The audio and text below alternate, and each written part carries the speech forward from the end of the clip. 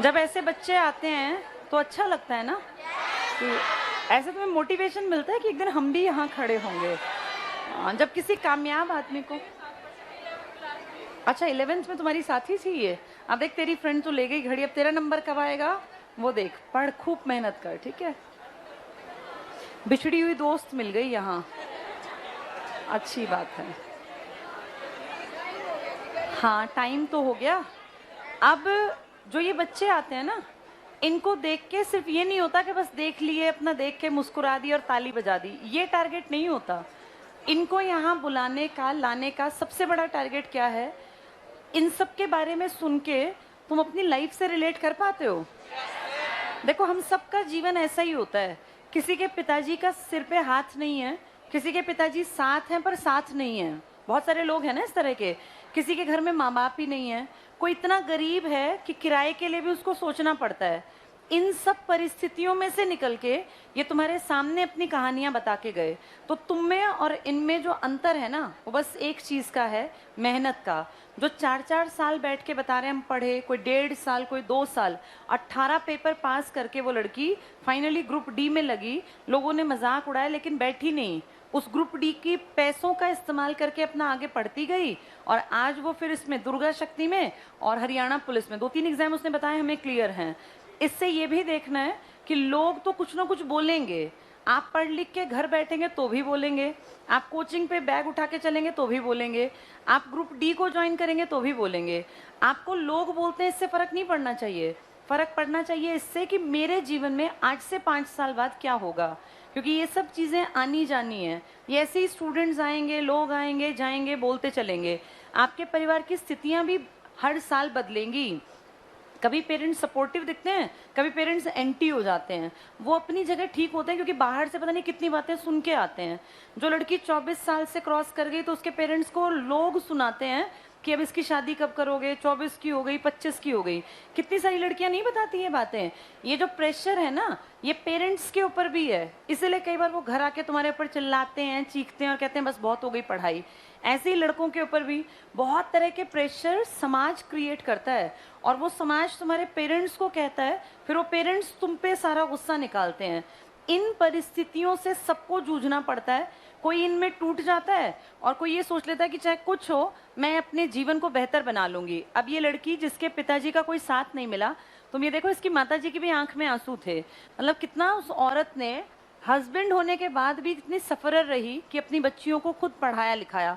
बड़ी लड़की प्राइवेट में नौकरी कर रही है, अपनी इच्छा से कोई प्राइवेट सेक्टर में नहीं जाता। जब घर की जिम्मेदारी आन पड़ी होंगी ना और लगा होगा कि क्या करें, तब शायद वो उठ के प्राइवेट सेक्टर में गई होगी, और उसी ने पैसा देके इस छोटी वाली को पढ़ा दिया। एक ने स्टेप लिया तो दूसरी की लाइफ बन गई ना। ऐसे एक से एक लाइफ बनती चली जाती हैं। सबसे बड़ी जिम्मेदारी अपने प्रति है, मेरी जिंदगी कैसे अच्छी हो, या तुम्हें अपने आप सोचना है कि तुम्हारी जिंदगी कैसे अच्छी हो। इसके लिए खूब पढ़ना होता है। कोई कुछ कहता रहे, चाहे पिताजी हैं, चाहे माँ हैं, चाहे दादा हैं, दादी हैं, भाई बंधु पड़ोसी रिश्तेदार, अपने मन में एक चीज ठान लो, बस 2022 चल रहा है, इसके बाद 2023 तुम सब जानते हो इलेक्शन का दौर आ गया। अब देखते देखते इलेक्शन 2024 आने वाला है। इलेक्शन की तैयारी 1-1.5 साल पहले से जम के स्टार्ट हो जाती है, पता है ना ये, क्योंकि उसके बाद तो फिर आगे आचार संहिता लग जाएगी।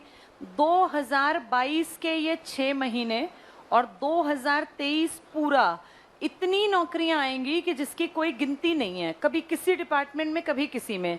सरकार जानबूझ के ऐसा करेगी क्योंकि सरकार को पता है कि 1-1.5 साल जब लोगों के घरों में नौकरी जाएंगी जाएंगी जाएंगी तो वो सरकार के प्रति पॉजिटिव हो जाएंगे।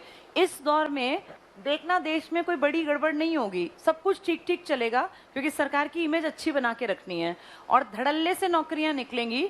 अभी पीएम का बयान तुमने पढ़ा था ना, वो 10 लाख वैकेंसी जो केंद्रीय विद्यालय में है, कहीं डिपार्टमेंटल, किसी भी डिपार्टमेंट में, टीचिंग में, नॉन टीचिंग में या किसी भी राज्य सरकार में, ये पूरी भरनी है 2023 तक, क्योंकि 24 का इलेक्शन टारगेट है। 23 तक अगर 10 लाख लोगों को नौकरी मिल जाती है, एक परिवार में 4 से 5 सदस्य होते हैं, कितने लाख लोग पॉजिटिव हो गए। और उतने लाख लोगों को देख के कितनों के सपने में आ गया ये कि भाई हाँ, हम भी नौकरी लग सकते हैं। जिनका बेटा बेटी आज 10वीं में है, जब वो इनको देखेंगे जो लग गए तो उनके मन में आएगा ना कि 2-4 साल बाद हमारे बच्चे भी लग जाएंगे। जैसे जिस तरफ युवा शक्ति चलती है ना, उस तरफ सच में देश चलता है। और युवा शक्ति को सबसे बड़ी जरूरत है कि मुझे क्या मिल जाए, गवर्नमेंट जॉब। ये सरकार का एक पैंतरा है और अच्छी बात है। मैं तो ये कहती हूँ सरकार अगर अपने पैंतरे चल के भी नौकरी दे दे तो तुम्हारे जीवन पे तो अच्छा ही प्रभाव पड़ेगा। 10 लाख नौकरी आती है और तुम तैयारी करके बैठे हो, तो तुम्हें और क्या चाहिए? हमें तो एक एक नौकरी तो चाहिए। तो पॉजिटिव रहो, खूब पढ़ो। 2022 और 23 में ये मान लो, अब जितने लोग यहाँ बैठे हैं ना, जितने मुझे सुन रहे हैं, अगर तुम 2023 तक अपनी चांस को, बढ़िया गोल्डन अपॉर्चुनिटी को इस्तेमाल नहीं कर पाए तो फिर ये लड़ाई कई साल और लंबी चलेगी, फिर तुम्हें दिक्कत आएगी। क्योंकि 2024 के इलेक्शन के बाद हो सकता है 24 में वैकेंसी ही ना निकालें। भाई वो जीत गए, क्यों वैकेंसी निकालें? हो सकता है वो 25 में भी कोई काम ना करें और 26 में काम कहते कहते शुरू करें, जिसका रिजल्ट वो 28-29 में दिखाएं। तो इसीलिए अपने आप को इस बार मजबूत बना लो। ये 1.5 साल तुम्हारे हाथ में है, 6 महीने 22 के और अगला पूरा साल, इनमें जी तोड़ मेहनत कर लो। इसके बाद फिर दिक्कत आ जाएगी 3-4 साल के लिए। 3-4 साल फिर अगले इलेक्शन से 1.5-2 साल पहले सरकार बड़ी भर्ती करेगी, उससे पहले बड़ी भर्ती नहीं करेगी। तो अब ये 1-1.5 साल में कड़ी मेहनत करके और जितनी कोशिश कर सकते हो, मैथ्स है, रीजनिंग है, इंग्लिश है, हिंदी है, भाई हिस्ट्री है, पॉलिटिकल है, बायोलॉजी है, फिजिक्स है, ये सब पढ़ लिया करो। अपनी किताबों को इतनी इतनी बार पढ़ लो कि तुम्हें ये याद हो जाए कि इस पेज पे ये वाला पॉइंट यहाँ लिखा है। जब इतना याद हो जाएगा ना, तब सिलेक्शन का सपना देखना।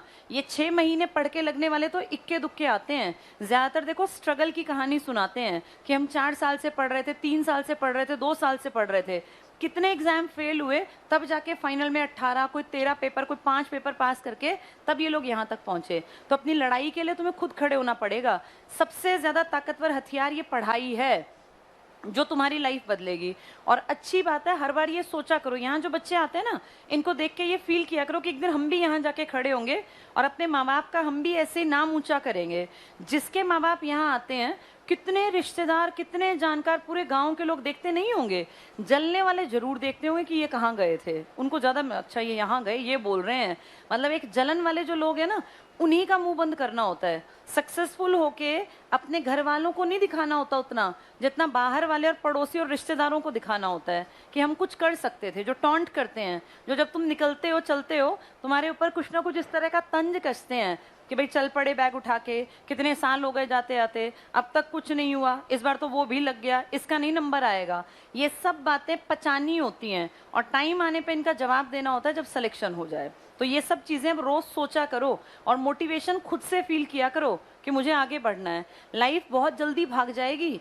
तुम में से जो लोग 2 साल पहले क्या कर रहे थे और आज क्या कर रहे हैं, अगर 2 साल तुम पढ़ गए तो एक्सपीरियंस हो गया पढ़ाई का। नहीं पढ़े, यहीं बैठे थे, कई लोग ऐसे हैं जो 2 साल से आके बैठ रहे हैं और बैठे ही रहेंगे, फिर दिक्कत होगी। रोज रोज सीखते जाना। जैसे जितने पुराने हो जाते हैं ना बच्चे, उतने ज्यादा समझदार भी बन जाते हैं, उनके दिमाग का लेवल बढ़ जाता है। पर फाइनल रिजल्ट में जब तक नंबर नहीं आता, तब तक लोग हंसते ही रहते हैं कि भाई इतने दिन से पढ़ रहे हैं, इनका नंबर नहीं आया। इनको मुंह बंद करने का बस एक तरीका, खूब पढ़ो, मेहनत करो, जी जान लगा के 2023 में नौकरी हर एक के हाथ में हो, इतनी मेहनत कर लेना। ठीक है, चलो थोड़ा सा पढ़ा दूं। एक